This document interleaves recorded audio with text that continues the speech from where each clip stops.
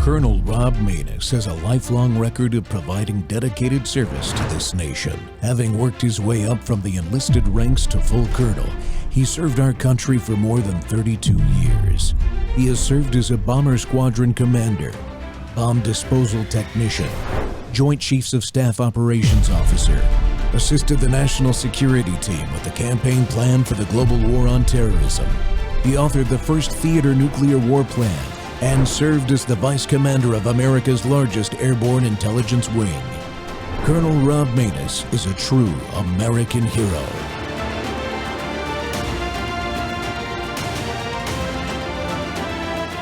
This is Rob Maness Live. Okay, so meet up in person. Maybe it'll be different. Spoiler alert, it was. I had my staff collect and print out this list of almost 60 different insulting epithets that the president has said about me. I brought this to the White House because I wanted him to sign it, which he did. After we left the Oval Office, he showed me the little room off the office, you know, the one where Clinton used to... the blowjob room, okay? Well, not anymore. That's where they keep the merch now. He laughs. I'd never seen him laugh in public, but he does, including at himself. And it's not fake. Believe me, as a comedian of 40 years, I know a fake laugh when I hear it. He's much more self-aware than he lets on in public. Everything I've ever not liked about him was, I swear to God, absent, at least on this night with this guy. I've had so many conversations with prominent people who are much less connected, people who don't look you in the eye, people who don't really listen because they just want to get to their next thing. None of that with him. And he mostly steered the conversation to, what do you think about this? I know, your mind is blown, so's mine. There were so many moments when I hit him with a joke or contradicted something, and no problem. The border did need to be controlled. I'm glad the cops are getting their morale back. DEI had gone too far. Biological men shouldn't be playing women's sports. I voted for Clinton and Obama, but I would never feel comfortable talking to them the way I was able to talk with Donald Trump. That's just how it went down. Make of it what you will. He was building the GOP MAGA team to do what? To win. Welcome back to Whistleblower Wednesday here. The Rob Maness Show is live on Worldview Tube, our X Spaces simulcast, Rumble, YouTube, Truth Social Plus, Amazon Fire, Apple TV, and Roku. Well, isn't it interesting how Bill Maher talks about Donald Trump's policies after spending time with him in person? Is that really what it takes for an American these days to acknowledge that policies put our interests first are better for everyone? Well, apparently so. And that is why I wanted you to see that clip.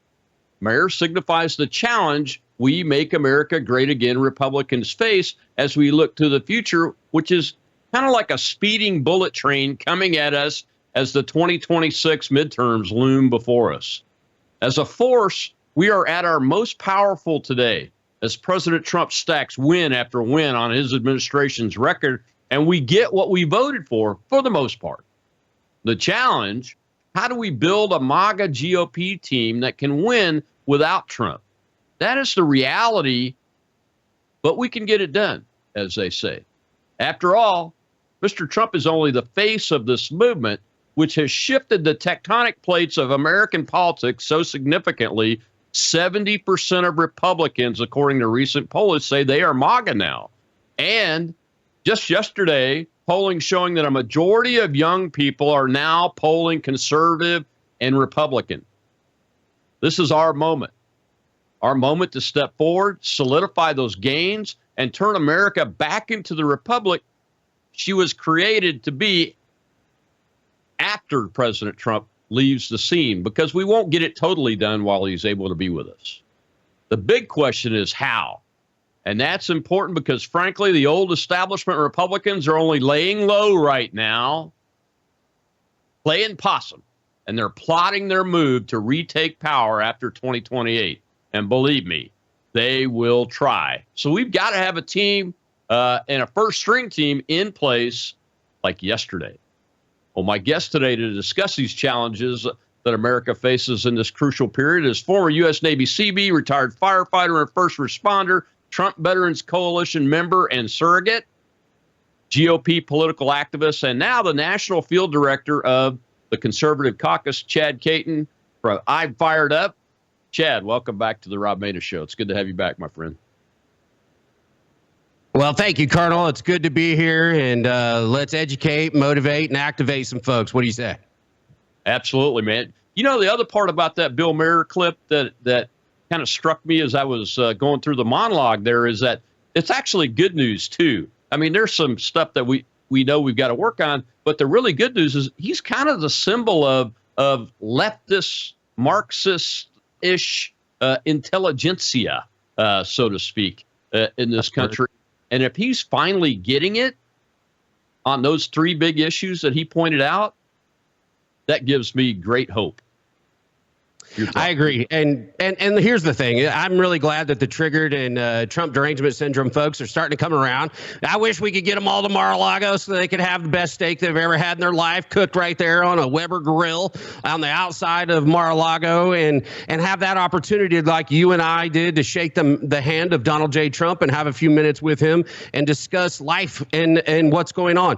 I get asked all the time, as I know you do, Colonel, that what was it like meeting Trump? Is he really the way we see him? And he is absolutely that guy. He's every bit of the when you talk to him, you're the only person in the world he cares about. Even with his surrogates coming up saying, Mr. President, we got to go. Why he's talking to all of us veterans, he didn't. He said, I'll be right there. And the plane ain't leaving without me, kind of a thing. So, you know, it's really awesome to see somebody like a Bill Maher that's going to go out there and run his mouth. I love the fact that he showed Donald Trump all the terrible things that Donald has said about him, and he signed it. Good for you. I would have signed it also. I might have pricked my finger and put a blood mark on it. I don't know. But that's the president we have. He has no fear. He stands in the line of stupid, and he brings stupid to his own house. He says, come on down if you really want to know what's going on. We've seen it with Mark Zuckerberg. We've seen it with Jeff Bezos. We've seen it with Apple, whoever that pencil neck is. You know, they're all coming out to see the president, and they're all leaving there going, shit, he's kind of all right. You know, he's a pretty cool guy, you know, and he kind of knows what he's talking about. And crap, I don't know. This destroys my entire narrative and the entire media organization that is trying to bring the most powerful man in the universe down, because he is. Let's just say it, because I've never seen somebody live so rent-free in the minds of stupid for such a long time. I'm pretty fired up today. I hope that is it okay. I saw you grab your earpiece. That's awesome. This is going to make you get even more fired up. Our biggest problem isn't the lefties. No. Our biggest problem is not the lefties. The biggest problem is, when are you ever going to see a Paul Ryan make a statement like Bill Maher just did? Not. Paul Rove, George W. Bush, Mitt Romney, Mitch McConnell. That's our problem right there, right? You're absolutely right. I keep telling people, why are you still going after the Krastenstein idiots and Harry Simpson? They're at 20% likability. That's not even kind of an F. That's like a 0, right? You've got a long way to go before I have to worry about you again. But if you do your science a little bit and you look around, go talk to GOPs like I do with the Conservative Caucus, you know, we've realized something. The establishment is circling the proverbial wagons. They are locking everything down, and they are waiting out Trump. They are putting themselves in a position where they're going to be able to say, hey, JD, or whoever, be it it's a Republican that wins, it's time for you to come back to the plantation. Why? Because we are the establishment, we are the deep state, and they are locking themselves down. Here, I can prove it for you, Colonel, because there's all kinds of people going, that's not going to happen. Donald Trump is the shiny knight on the white horse.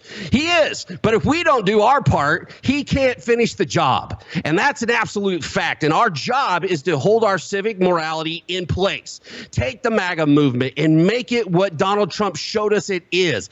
Get your ass up and get involved in the midterms. Go get behind MAGA candidates. Use a litmus test that we're going to have on the conservativecaucus.org. Go out there, find these candidates, get behind them, and work your butt off to make sure you're helping the president. And if you want me to prove it to all of you that are sitting out there that Lady Graham is in charge of the GOP, tell me one of the EOs that Donald Trump has put up that has been codified by Congress. You got any, Colonel? Anybody here? I don't have any. Yeah, me neither. Because it hasn't happened. Why? Because they've spent 25 days since they took over Congress, and the rest of the time they're out there making fun of each other and doing stupid videos in their constituency, not really meeting with anybody, but just running their mouth. How about you go back to Congress and codify things that are working? Like, I don't know, the border. Look how quiet it is down there. Isn't that phenomenal? How about codify that into our immigration law? How about make it a law that so when Donald Trump isn't there in 2028, they don't go back to it because all of his EOs go back to zero.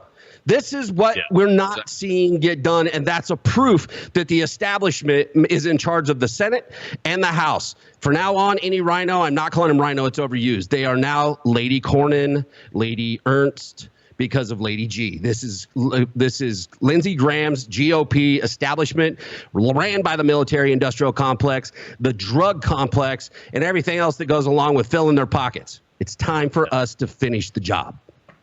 Exactly right. And, you're now the national field director for the Conservative Caucus. That may be a new organization to some people, but it's been around for a while. Tell the audience about it and what the near-term strategic objectives are. Well, I'm really excited. Jim Pfaff, who a lot of you know as my pseudo best friend on a lot of spaces, he became the CEO of the Conservative Caucus a year ago. The Conservative Caucus is the oldest caucus in the United States. And for me, this was I had plenty of offers when I got done with the Trump campaign and Veterans for Trump. And kudos to all you veterans out there for becoming the largest coalition in the Trump campaign. I can't thank you enough in getting him elected. But the Conservative Caucus and what I'm doing as the national field directors, I'm going to build an army. I'm putting together directors in each state that you know. They're not just going to be names that we thought that they had a cool khaki pants and a blue jacket with gold buttons. We're not doing that. We're going to go out there. We're going to start a revolution. And the revolution that we're starting is going to be nothing more than being the arbiters of MAGA.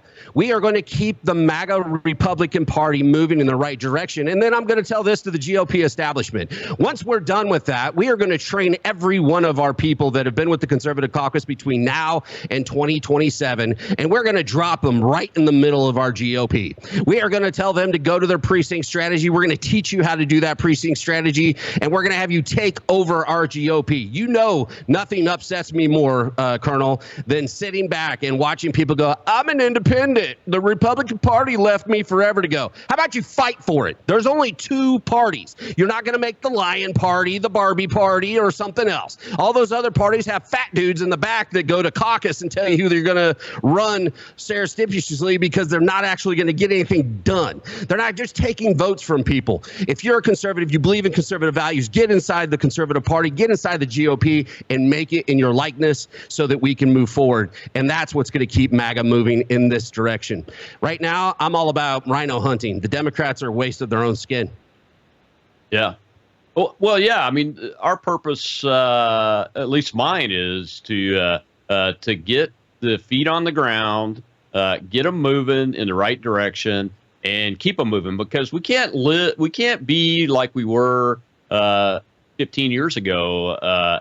Not just as a Republican Party, but as Americans, we've got to stay on this 100% of the time. Every single day, you got to get up in the morning, look yourself in the mirror, and say, "What did I get done yesterday to help this movement get solidified as the America that it should be?" Because that's our objective, is to return this America to the republic that it's supposed to be, instead of what it has become because of establishment Republicans and Democrats and Marxists, by the way, in my opinion. So that's our job, is to figure out how to get this population to get moving, get its feet moving forward, and keep moving forward at all times. Because, back in the day, we'd win an election or lose an election, and everybody on the Republican side would just kind of take a break.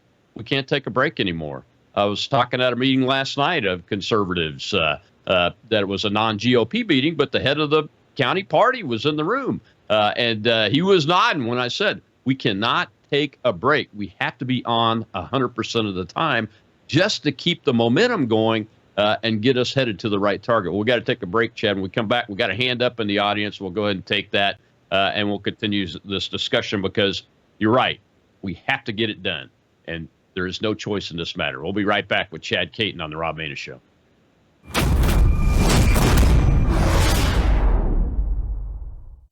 Hello, I'm Brandon House. Would you like to gain access to over 20 years of my radio shows, TV shows, my books? I've written 15 books, and most of those books are ebooks now.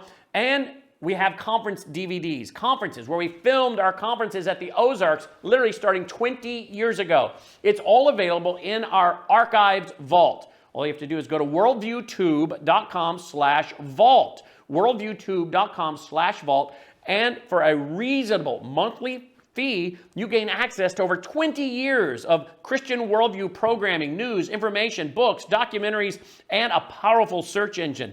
And folks, it's a great way not only to educate yourself, equip yourself, but it's a big way that you can help fund our continuation as a broadcast network. Please check it out. worldviewtube.com/vault, worldviewtube.com/vault, and help us continue pushing out a Christian worldview.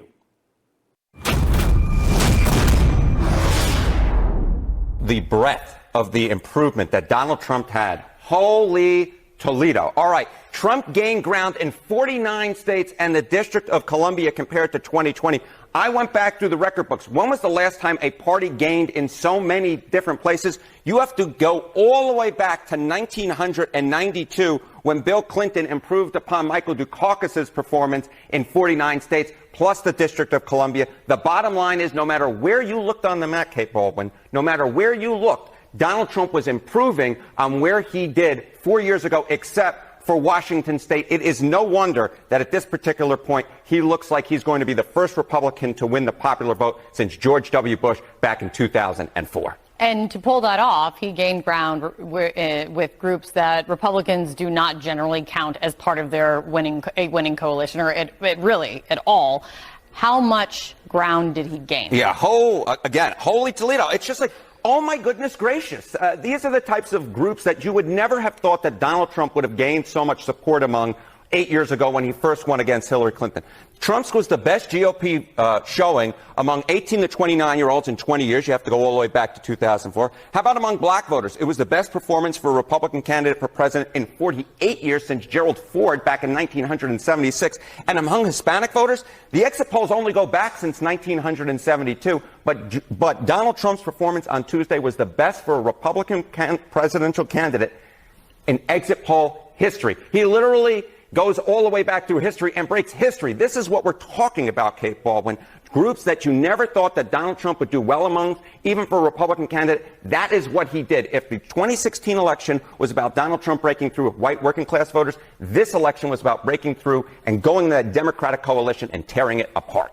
And it wasn't just what he did for his own support. It trickled down to helping the Senate and helping in the House. Yeah. So, a lot of talk this morning and this week is, the GOP is going to have a Senate majority. We don't know if the Republicans are going to have a House majority, but we think that that's the most likely to be the case. But I want you to look at the 2024 House GOP national vote showing. So this is the House popular vote.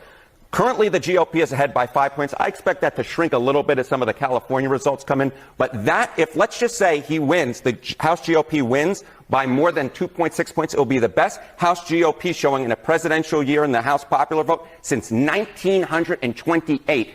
If there's any viewer out there who is that old, God bless you. But the bottom line is it was probably the best House GOP national vote showing during most of our viewers' lifetimes. Welcome back to the Rob Maness Show on Worldview Tube, and we're live on our X Spaces simulcast, and we're talking how do we make the GOP MAGA team a winning team and a permanently winning team with the national field director of the Conservative Caucus, Chad Caton, who wears many hats, but this one I think is the most important that I can think of since I've known this man. We need team builders. We need communicators, and we need people with a spine, and we have that in a lot of Americans that showed up to vote for Donald Trump and vote for the Republican House and Senate. You just saw the numbers there, Chad. I love playing that clip because it's CNN. and Harry there, he doesn't mind doing it, but you can see the chagrin on the host's face every time. They change him out every once in a while. So I love like a lefty with a bad chagrin. I'm telling you right now, I love it. I've got some really good words for you to write down and use in the future today, haven't I? You officers give us the best words. It's good stuff. I really enjoy it. Yeah, I really do. Before we continue too far, let's go ahead and take this question from the audience and see what they've got to say over there. Rob, the Patriot Rob, is our host. Go ahead, Rob. Colonel, we have Matt. Go ahead, Matt. Hey, Rob. Thanks for the mic. Chad, let me ask you this. You mentioned I think you mentioned something about vetting criteria for candidates that you guys have over there at the Conservative Caucus. Do you mind expounding a bit more on that?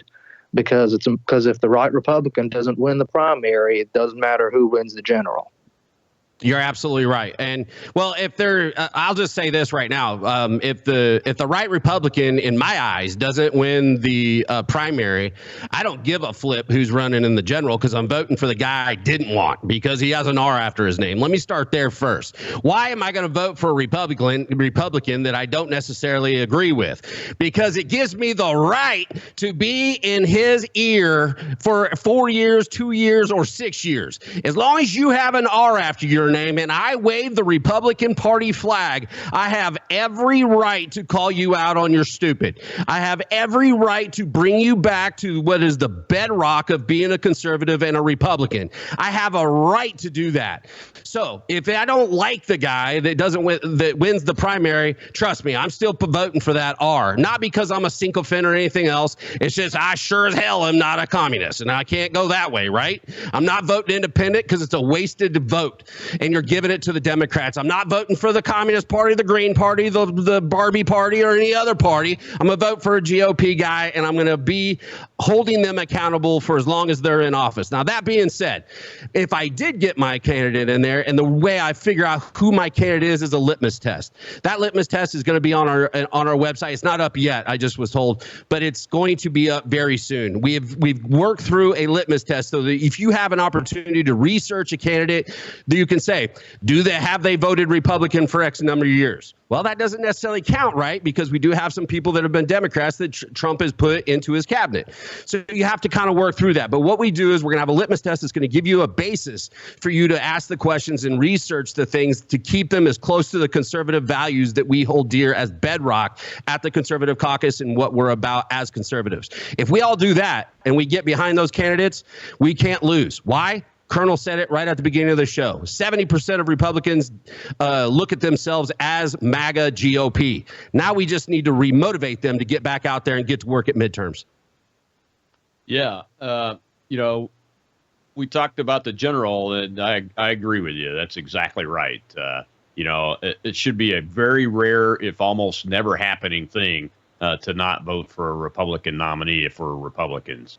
The question I have, though, is, and I go back to this meeting where I gave this talk to last night. We were reviewing the 2024 election, and the incumbent congressman here in my district was challenged. The candidate had money, he was quality, and he was clearly MAGA, America first. But we only had an 8.5% turnout in the Republican primary. Any thoughts on as you put your team together? On taking on that challenge, because it seems to be a trend of less than 10% turnout in Republican primaries around the country.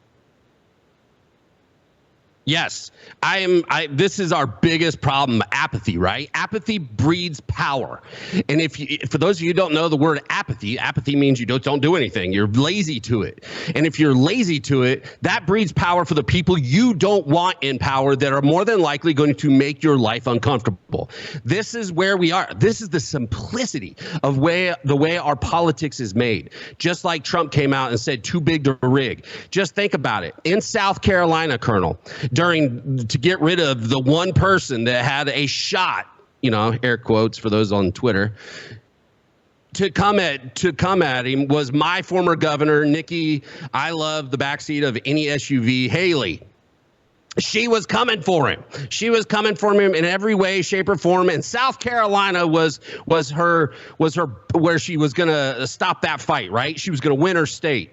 Well, When that happened, and as much media was out there, and as many times as we went out and spoke, and all the people we went out and reached, and the Trump campaign did, guess what the percentage of that voted in South Carolina during that primary for the presidential primary for Donald Trump to take down Nikki Haley? 14%. 14% voted. This is the bedrock of our problem. You want to keep looking at why are you a rhino? Why do we have a rhino? Because you're apathetic to the work it takes to put these candidates in office. Why? Because they have their whole machine, right? They've got the money. They've got all of their consultants. They own the media, all of those things. So we can sit back and go, well, that's a tough hill to climb. Or we can get back on the horse like we did for Trump and get it done. I'm looking at every Senate that we need to take out, be it John Cornyn, Ken Paxton. I need you to mop the floor with that dude. Lindsey Graham right now, we have 2 people running against him. I don't know if they're going to have enough money to actually play, but nevertheless, Lindsey Graham needs to go. Joni Ernst needs to go. There's a litany of other people that need to go, from Crenshaw, and I get into Congress and that'd take too long. But Don Bacon, that guy's worthless. Holy crap, is there a worse person in the world other than him and maybe Maxine Waters? But these are our party people we have to get rid of, and it's up to us to get out there and do that work. You can't be apathetic, and that's what we're going to do at the Conservative Caucus. We're going to have these directors doing events in all these states. We're going to continue to build our email and our we don't say grassroots. Why? Because grassroots says, I got no money, I've got no infrastructure. So we're boots on the ground. We are making community leaders, and we are going to come hard.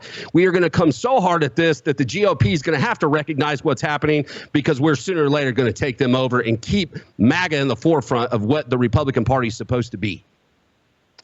Yeah. So are we in a chicken before the egg kind of situation where a lot of people a lot of people see this problem as, well, we got to get people in the seats first so they can wield power and take over the apparatus, the money and all that, which is accurate. I mean, once you get in the seat, you get access to more money. It's not always the case, but generally people see it that way. Or is it a build the army and overwhelm the folks in control of the GOP that are so-called establishment types that are anti-MAGA and do it that way? Or is it a combination of the two?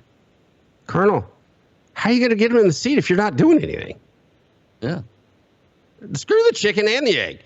It's that simple. You have to have an infrastructure and an army to actually fight in a battle. You can't fight the battle and be like, I really want this guy to be here. You know what? I'm going to post on Twitter 400 times about one guy, and that's going to get him elected. That's not how it's done. You got to get your butt on the street and get out there and get to work. You got to go out there, talk to people. You've got to go out and reach people. It's up to us as an organization at the Conservative Caucus to put together events for like-minded people to come around and build a movement and to build the emotion around what we're trying to do and make midterms not this apathetic thing that we have to do every year where senators are praying, please put me in a midterm cycle. Please put me in a midterm cycle. Why? Because they know they only have to work a small amount of people, and they have these huge war chests. The beautiful of it is whenever the people get motivated, things happen. We have shown that. Look what we did with Donald Trump. I was in West Palm the night he won. We thought it was going to be all night. We had no idea. And then all of a sudden, boom, it happened. We knew at 9 o'clock, didn't we, Colonel? But yeah, go ahead. Yeah, we did. We did, and it was because in places like Pennsylvania, the boots on the ground and the strategy all came together, and it wasn't just one group, although in that particular case, there was one core group leading the door-knocking effort because that's what they know how to do. But all of the organizations were working together, sharing data, sharing not necessarily funding, but leveraging each other's funding to do activities that they were funded for, but also, communicating with each other because they can now due to a change in the FEC rules and law, so that the whole team was functioning together. Does the Conservative Caucus, and we can get into this in the next segment because I'm coming up on a hard break here. So will the Conservative Caucus be doing some coalition building and those kinds of things? Yes, we're always gonna be the conservative caucus, but at the end of the day, the conservative caucus being the oldest caucus in the United States, we know that we need those coalitions. We've already, and I'm proud to say, we've already signed Bianca Gracia, one of the co-founders of Hispanic or Latinos for Trump. She is our Hispanic outreach coordinator now, and she is our director of Texas. We have a amazing group in Chicago. We are going to flip Chicago. The conservative caucus has circled Chicago. We're up there working, trying like hell to get Rod Blagojevich to run for mayor. We're up there trying to find out some seats that we can go after directly, and we're going to make those changes. We're going to be doing events to find those people. When it comes to other coalitions, I've talked to Latinos for America First. They've already came on with what we're doing with Bianca. The thing is we're not going to sit there and say we're the only ones around doing anything. We want to work with everybody, but we want to give the conservative caucus is about people that got involved with Trump, got involved and got these things done. We have another mission for you. It's not over. I know a lot of you are sitting at home going, all right, we got the boss in there. Great. It's not over. We have a midterm coming up, and look at AOC and Fraggle Rock, Bernie Sanders. They're going around all over the place, running their gums, talking about nothing and being socialist. We're not doing anything. What is the RNC doing? Where's the GOP? Where's our rally? You know, we can't be Trump. He's a little busy doing a whole bunch of stuff. So who's going to take the con? Who's going to grab the torch and grow the MAGA party? And we have taken upon ourselves. Jim Fath is either a brilliant person or he's lost his ever-loving mind, allowing me to drive this boat as the national field director. But we're going to have the energy and the motivation to get it done, because I don't like to lose, and there's nothing about a fight that I run from. And I am very excited to jump back into this one. Absolutely, my friend. We got to take a break. When we come back, we're going to talk about where the Republican Party is going and where we're going to take it. We'll be right back with Chad Caton of the Conservative Caucus.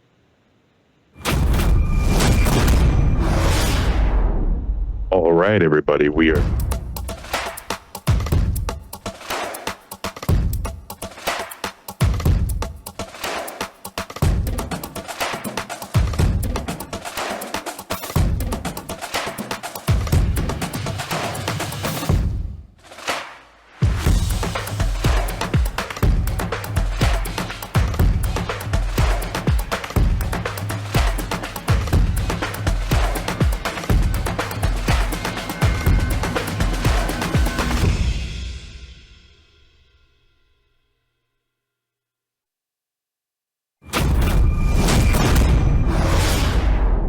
say that, but it's just true, right? We went from, what was it, back in the pre-Tea Party days, all the kind of limited government people, oh, we need small government, we need small government. And then the Tea Party days, sort of like, no government, right? And then now with the Trump movement, you see the evolution of the Republican Party. Dare I say, and you can quote me on this, Media Matters, which, by the way, it was the executive director of Media Matters who Joy Ann Reid brought on as her guest last night to discuss the spread of conspiracy theories in the United States of America. That's projection if I've ever seen it. But let's be frank, in the Trump era, government right now, what you're seeing, whether you want to call it government, a regime, the administrative state, it's the enemy, right? We went from limited government to no government to now government is the enemy. And the thing is, it's always been the enemy. It's always been weaponized against us. We just never actually had the ability to transform the Republican Party into, as Stephen K. Bannon would say, a blunt force instrument that was even worth attacking or weaponizing against. Because all the same people who now are running around saying, oh, I love Doge so much. I'm Mr. Doge. Got the laser eyes in the profile picture. I'm so funny. I love Doge. Yet where have you guys been for the last decade? It's you guys who voted to continue funding the very same FBI that's hiding documents about the illegally and improperly constituted January 6th committee that allowed Democrats to imprison Stephen K. Bannon and Peter Navarro and thousands of American patriots. Welcome back to the Rob Maness Show. It's Whistleblower Wednesday, and we're talking about what a GOP MAGA winning team has to do and what it has to look like with the national field director of the Conservative Caucus, Chad Caton. And Chad, I like that clip from Natalie Winters there on Bannon's War Room because it projects the thought line of what a lot of people are feeling right now in the Republican Party. People like the ladies and gentlemen that I talked to last night. At the end of my talk, as good as I am, as good as you are, we're always trying to say primarily positive and get people on the team to do an action. The ladies of wisdom spoke up at the end and say, yeah, but this room ought to have 200 people in it, and we don't have that right now. Where are we going? That's what they asked me. Where are we going as a Republican Party? Do you want the real answer, or do you want me to soften it up for your viewers? I mean, no, I want to know where we need to be going as opposed to where we might be going. Well, in order for us to know where we need to be going, we need to know where we are. Right now, the GOP, the RNC, they are circling the wagons. They are hunting MAGA. It is happening all over South Carolina. They put a GOP right on top of mine to the point where our attorney general, that's right, the attorney general of South Carolina, went to our state chairman and told him to give up the party or you will be arrested on criminal charges. They are bringing their own lawfare. Everything the Democrats are doing, the establishment, Lady G's of the Republican establishment are doing it. They are circling the wagons. We've talked to Beard Vet. It's happening in Nebraska. It's happening in Hawaii to the point where their state chairman, who is very MAGA, is getting ran off the island. This is where we need to fight. And the thing is, I love that Natalie brought up the Tea Party. Colonel, can you name two guys that are currently in the Capitol Hill that were in the Tea Party? I can't really. I can. Marco Rubio, our Secretary of State, was a Tea Party guy. Ted Cruz was a Tea Party guy. What's after their name now? An R. An R. Yeah, that's what they're trying to do to MAGA. They're trying to envelop us, make us go out into the pasture of what was so we can all walk around in our faded 47 and 45 shirts and our Trump flags in our garages. They don't want us to continue the MAGA movement. The MAGA movement is dangerous to what they know in Capitol Hill. So right now, our biggest enemy, and this may upset a whole bunch of people that don't think very much, but at the end of the day, our biggest enemy is the GOP. It is the establishment GOP, Washington insiders that are our biggest threat right now. Not the 20% idiots that are going out there pumping their fists for Bernie Sanders and AOC. No, it's the establishment. They want us to focus on them because of it. That's why they're at a 20 percentile. We need to focus on the people that are not doing the job. We need to focus on the John Cornyn's. We need to focus on the Lindsey Grahams. We need to focus on the Joni Ernst. We don't let them have a Kavanaugh moment. We get rid of them and we find good people in our community and we get behind them knowing that these monsters are going to come with them for everything they are, and we have to stand by them. Look, politics is a skin-on-skin game. You have to have the skin to be able to be in it. And if we don't focus on the real problem, and that is the establishment GOP as we see it, then that's we're going to be shooting ourselves in the foot. And I'll make where we're going much easier. Join the conservative caucus because the RNC and GOP is not going to do the job. We are. The conservative caucus doesn't need GOP or RNC to go after it. We are going to have donors and events and operations all over this country. We are going to show that numbers and we, the people, make the difference. Not some stupid commercial on radio or TV or some stupid mailer. No, we're going to go out and get on the ground. We're going to make this happen. We're going to go back to what we're supposed to do, what we did for Donald Trump, and we are going to load up the Senate. We are going to load up Congress, and we are going to load up our local politics in order to support the MAGA movement and what Donald Trump has brought in as our leader. That's where we're going. But we have to recognize the real enemy first, sir. I think Natalie did a good job at the end there, focusing on the people that all of a sudden love Doge. Take a look at, here's my advice. Go look at who's on the Doge committee in the House of Representatives and the Senate. Just take a look at it.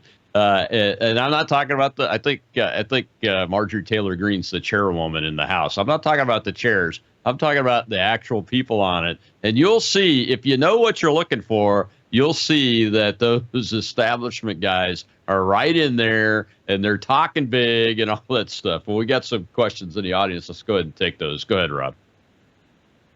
All right, Colonel, we have Wib. Go ahead, Wib. Thanks, Rob. Hey, Chad. Thank you, Colonel. So my question is this, and it's mostly geared towards what I'm facing here in Texas politics.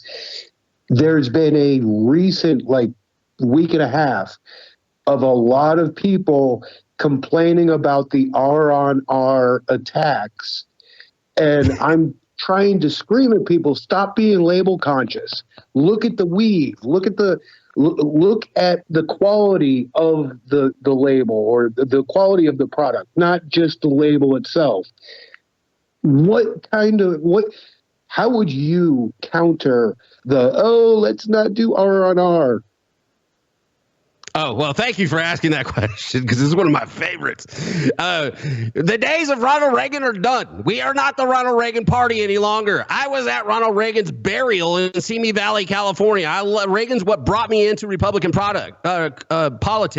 But we have moved into this new party that is MAGA, America First, led by Donald Trump, just like we did with the new Republican Party under Ronald Reagan. And it's up to us to say, hey, which was Ronald Reagan's 11th commandment, thou shalt not speak ill will of other Republicans. That's cute.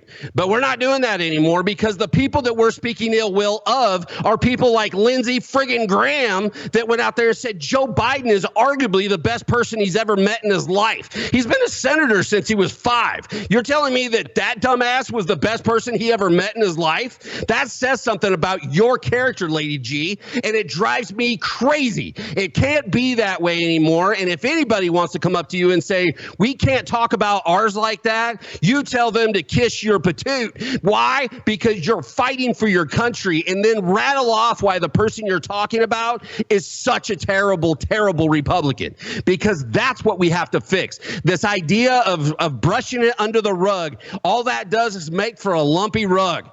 I don't want a lumpy rug anymore, and I want to take these people out. I want MAGA to live forever, and I want no more wars to come, because we have strength through our presidential office and our Congress. They understand the commonsensical idea of what it is to be an American and what we need to do for us, and that needs to be fought for. The fight is not over. Tell that person to kick rocks.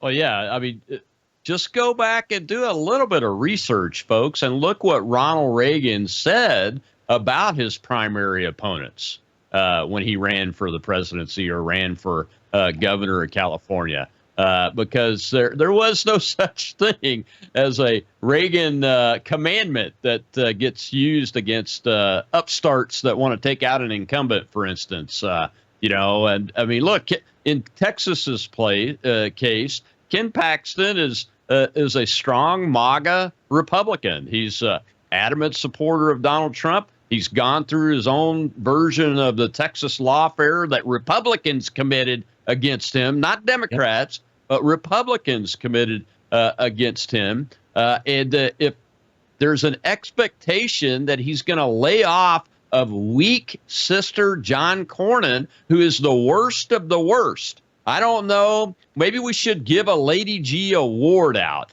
We're calling Lady Cornyn. Lady Cornyn.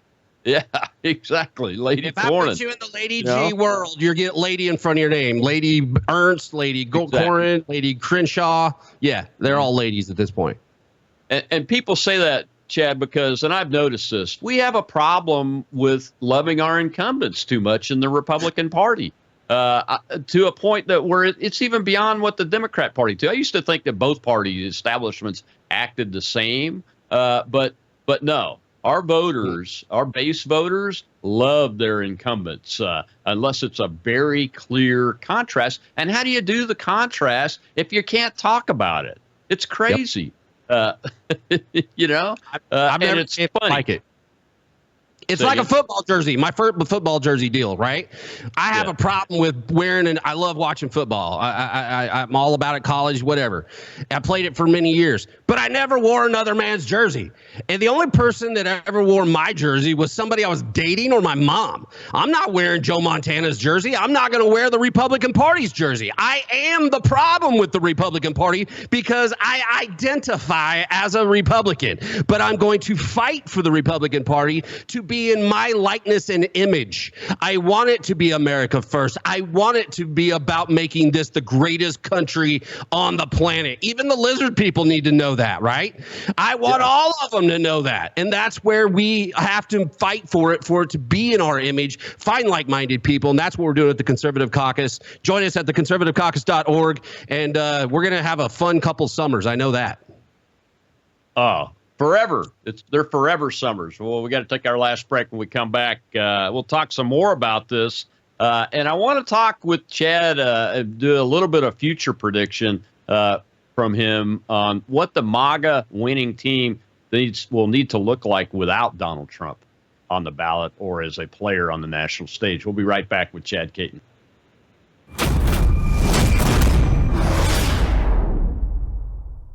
Hello, I'm Brandon House. Is the government tracking you? Do they have access to all your data? Well, if you go to worldviewtalk.com, you'll find out about a cell phone company that, well, does not store your data. They don't do that. This is what they're known for. They don't store your data. You have privacy. You're not being tracked. That's why a lot of folks are turning to worldviewtalk.com. You'll find their prices are very competitive.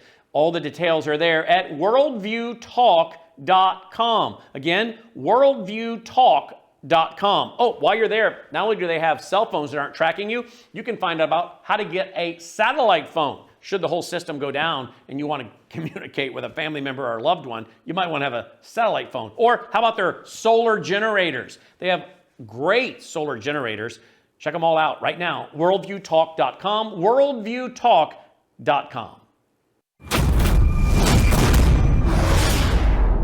Let's bring in two Republican lawmakers, South Carolina Congresswoman Nancy Mace and Florida Congressman Mike Herodopoulos.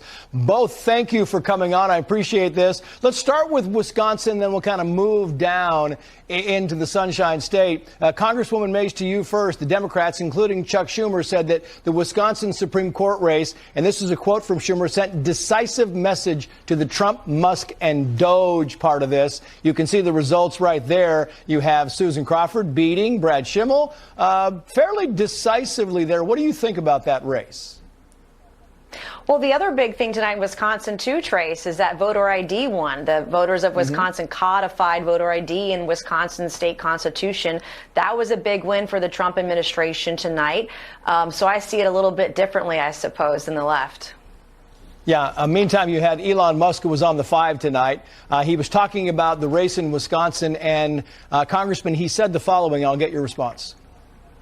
The judge at race will decide whether the Wisconsin districts get redrawn. They're going to try to gerrymander Wisconsin to remove 2 Republican seats. And as you know, the House is currently Republican by a razor-thin margin, which means that losing this judge race has a good chance of causing Republicans to lose control of the House. He's talking about redistricting there. Clearly, I mean, the Wisconsin Supreme Court was already liberal. Now it goes a little bit more liberal. Abortion was a big issue there. What are your thoughts on that Wisconsin Supreme Court race? Well, we're not happy with the result, of course, is in the judge's election. But as Nancy said perfectly, we won the real policy debate tonight. And we want to make sure that people show their identification before they vote. The good news, more than anything else, is we'll get into in the Florida issue. We have 2 new Republican congressmen, bringing our majority to 220 versus 213 for the Democrats. We're ecstatic about the results tonight. It affirms that the president's message is resonating. Welcome back to the Rob Maness Show, and we're talking about the GOP MAGA winning team with Chad Caton, the National Field Director of the Conservative Caucus, which is coming out of the chute and the gates, hitting the ground running, because that's what we all have to be doing 100% of the time now. And I had to show that clip, one, because Congresswoman Mace was on it, and she nailed the point. And I know some people don't like Nancy Mace because she's maybe a little too squishy for them, but she was right on the point, Chad. The MAGA issue in that race for Supreme Court in Wisconsin was the voter ID issue, and it won handily. And that's why I played that clip. And the president did a strategic move by pulling Elise Stefanik's UN ambassadorship nomination back just in case things went awry down in Florida, because some people couldn't bring themselves to vote for Randy Fine in Florida 6, but he won anyway. And that was a smart strategic move, so it kind of mooted that whole Supreme Court piece. But the voter ID passage is huge in a swing state like Wisconsin, and that's what MAGA of the future, the GOP MAGA winning team, that kind of signified that for me when I saw that clip. Your thoughts on what we need to look like before we go back to the audience for questions? Yeah, I love that clip because it kind of touches on everything, right? It shows that the commonsensical way of what MAGA represents, it unifies people. It brings people together. The idea of putting up a squishy judge that wasn't very MAGA for the most part, and us organizations, the Conservative Caucus included, failed. We failed in Wisconsin. We didn't get up there and get on the ground, and I'm going to take that one on the chin for the Conservative Caucus. We should have all been there. Every organization in the world should have been up there to make sure we made that happen. We didn't. We were apathetic. Remember that word we talked about earlier? But to the other part of it, when we had the policy driven, that's back to what we are as MAGA. It's common sense. They go ask people that they say it's racist to have a voter ID. You go into the black neighborhood, they've done it with microphones and cameras. Do you have an ID? Mm-hmm. Yeah, you have to have an ID. Well, that they keep talking down to people, including but not limited to women. That's why we have this guy going to El Salvador to try to get some wife beater to come back. You know, they obviously don't care about women. How do you think the guy whose wife has a permanent restraining order now is like, cool, he's in El Salvador, I ain't got to worry about it. Now this guy, a congressman's going down to get him, to bring him back to beat his wife. It's stupid. And that's where we're at. And back on Nancy, you may not like what Nancy has to say because she's in a squishy neighborhood to get elected, but she's the second highest voting Republican in the state of South Carolina. So I'm not a negative Nancy, if you will. I'm all about what Nancy does, and I understand the game she has to play in Charleston. So I'll just put that out there. Keep fighting Nancy, and she very well may become our governor. I wish she'd run against Lindsey, to be honest, because if that was the case, I'd quit my job tomorrow with the Conservative Caucus and stand right next to her. Make that happen. Yeah, she'd have a fighting chance for sure against Lady G, but that seat in the House is just too important right now. Yep. And it seems like the boss has got Graham at least somewhat under control for the time being. The problem anyway. Is after Trump's gone, though. Exactly. And that's why I wanted you to talk about what do we need to look like. So maybe we need, after Trump's gone, Nancy Mace is the senator that replaces Lindsey Graham in South Carolina. And she continues to vote the way that she's been voting. Let's go. Right now, I'll tell you right now, we need to take out two of the three. John Cornyn, Joni Ernst, or because they're the ones that are running in this midterm, or Lindsey Graham. We take out two of them, that makes the establishment not near as strong in the Senate. The day of I like my senator, he's a senior senator. No, get rid of him. He's too senior, unless he's actually doing what we want him to do, and that is sure as hell ain't Lindsey, John Cornyn, or Joni Ernst. So if we got rid of two of those people, I think that we have a chance at 2028, because I'm afraid that if we do have a J.D. Vance, and I think he wins, that I believe, with all due respect to J.D., that the establishment is going to go up to him and say, JD, we're going to play ball and you're going to play with us, because he's not Donald Trump. He doesn't have billions of dollars, and he doesn't have that come at me, bro, kind of protection that Donald Trump has, just being Donald Trump. It scares me, and I think that it's up to us as we the people to do it in the midterms and get rid of these establishment shills and make it that much easier for us to stand next to JD and let him know that the people want him to continue with MAGA. You're exactly right. Well, let's take some questions for the audience before we get to the end of the show. Time goes too fast with you, brother. All right, Rob, go ahead. All right, we have Matt again, Colonel.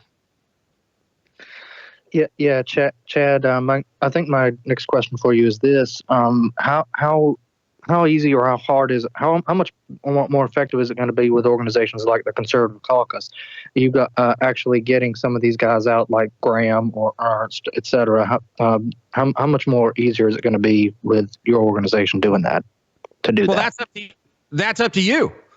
That's up to you. The Conservative Caucus is a website and people working to build the American people to get back involved in MAGA. The 70%, like the Colonel said, of the GOP. Go do your GOP RNC stuff. Stay involved, but come over to the Conservative Caucus and get in the fight.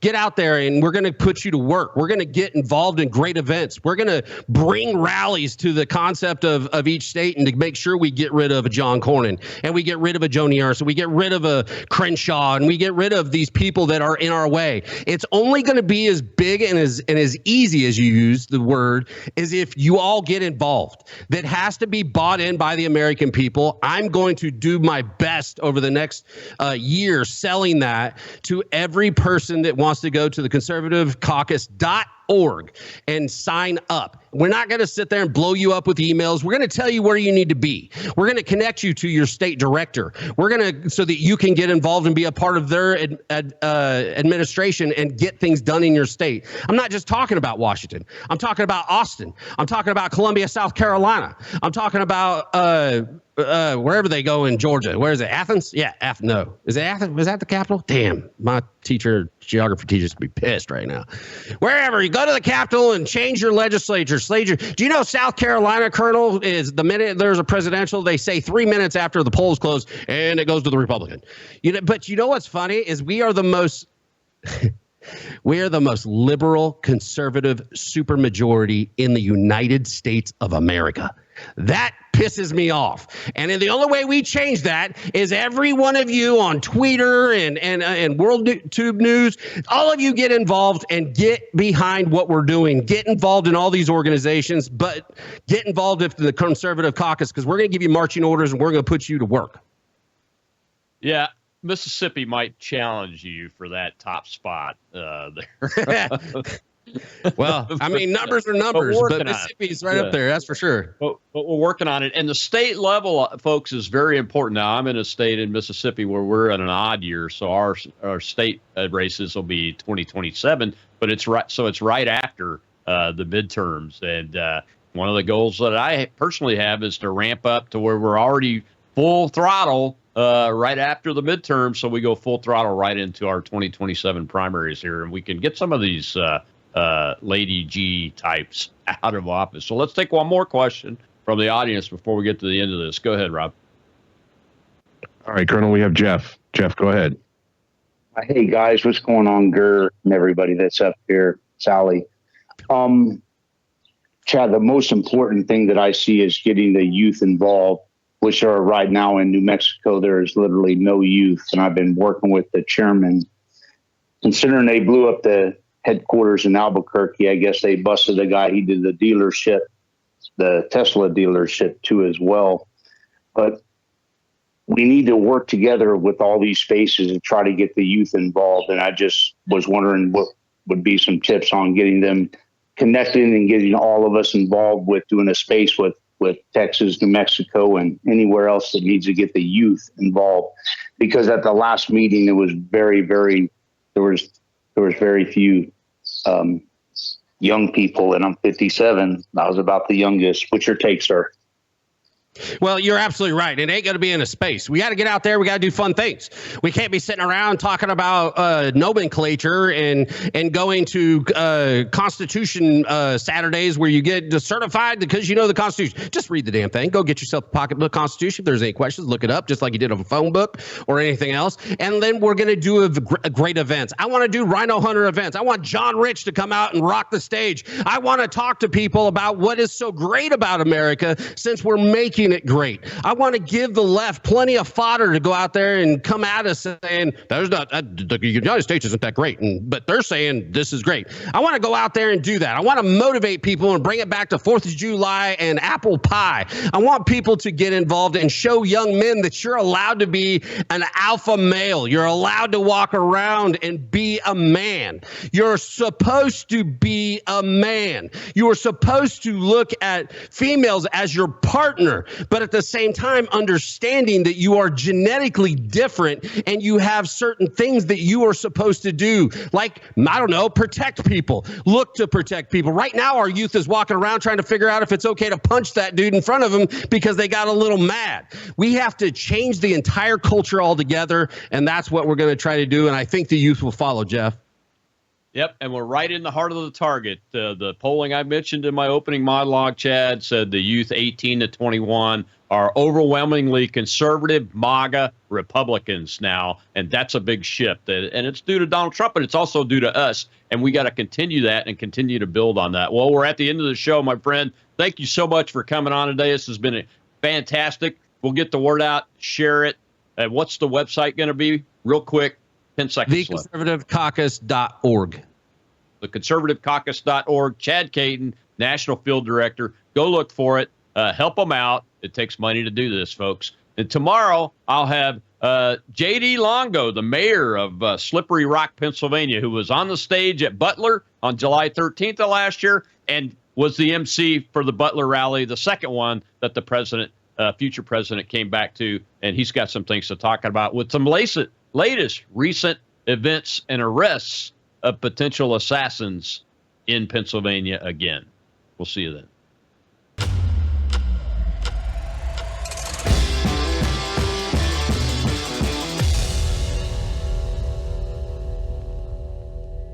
You are watching Worldview 2, built on the 35